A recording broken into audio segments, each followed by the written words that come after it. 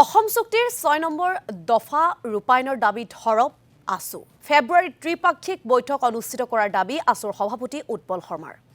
সকলোৱে অসম চুক্তিৰ ৰূপায়ণৰ বাবে নিৰ্বাচনী ইস্তাহাৰত প্ৰতিশ্ৰুতি দিয়ে কিন্তু নিৰ্বাচন পাৰ হ'লে সকলোৱে পাহৰি যায় গতিকে বিষয় সন্দৰ্ভত সমাধানৰ বাবে ফেব্ৰুৱাৰী মাহত আছু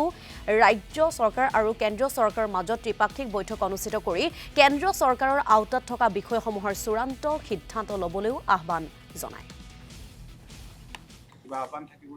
2026 চনে নহয় 85 চনৰ পৰা 26 চনলৈকে বহুকেইটা নিৰ্বাচন গ'ল আৰু প্ৰতিটো ৰাজনৈতিক দলে নিৰ্বাচনৰ আগত নিজৰ ইস্তাহাৰত অসম চুক্তি ৰূপায়ণ কৰাৰ প্ৰতিশ্ৰুতিটো দিয়ে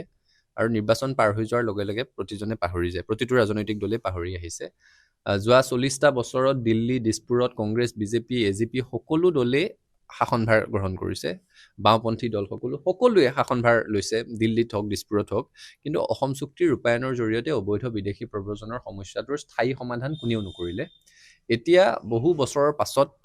অসম চুক্তিৰ ৬ নং দফাক লৈ আলোচনা আৰম্ভ হৈছে অসম চুক্তিৰ ৬ নং দফাৰ পৰামৰ্শসমূহক বিপ্লৱ কুমাৰ শৰ্মা সমিতিৰ পৰামৰ্শসমূহক ৬৭টা পৰামৰ্শ হিচাপে চিহ্নিত কৰি তাৰে অসম চৰকাৰৰ আওতাত পৰা বিষয়সমূহৰ সন্দৰ্ভত সিদ্ধান্ত গ্ৰহণ কৰা হৈছে আৰু ৰূপায়ণৰ ৰূপৰেখা অংকন কৰা হৈছে এতিয়া আমি দাবী কৰি আছো যে যিকেইটা বিষয় কেন্দ্ৰীয় চৰকাৰৰ আওতাত পৰে সেই বিষয়কেইটাৰ কাৰণে অসমৰ মুখ্যমন্ত্ৰীৰ উপস্থিতিত সদৌ অসম ছাত্ৰ সন্থা আৰু কেন্দ্ৰীয় চৰকাৰৰ মাজত ত্ৰিপাক্ষিক বৈঠক অনুষ্ঠিত হ'ব লাগে আৰু তাত এই বিষয়সমূহ সমাধানৰ ৰূপৰেখা অংকন কৰিব লাগে আমি নিৰ্বাচন বুলি নহয় কিন্তু জানুৱাৰী শেষৰ ভিতৰত এই কথাটো প্ৰতিশ্ৰুতি আছিলে বা এই কথাটো আমাৰ আলোচনাৰ এটা সিদ্ধান্তৰ ৰূপে আছিলে আমি ফেব্ৰুৱাৰীৰ প্ৰথম ভাগত হ'লেও অসম চুক্তিৰ ৬ নং দফাৰ বিপ্লৱ কুমাৰ শৰ্মা সমিতিৰ যিসমূহ বিষয় কেন্দ্ৰীয় চৰকাৰৰ আওতাত পৰে সেই সন্দৰ্ভত সদৌ অসম ছাত্ৰ সন্থা অসম চৰকাৰ কেন্দ্ৰীয় চৰকাৰৰ এক ত্ৰিপাক্ষিক আলোচনাৰ পোষকতা কৰিছে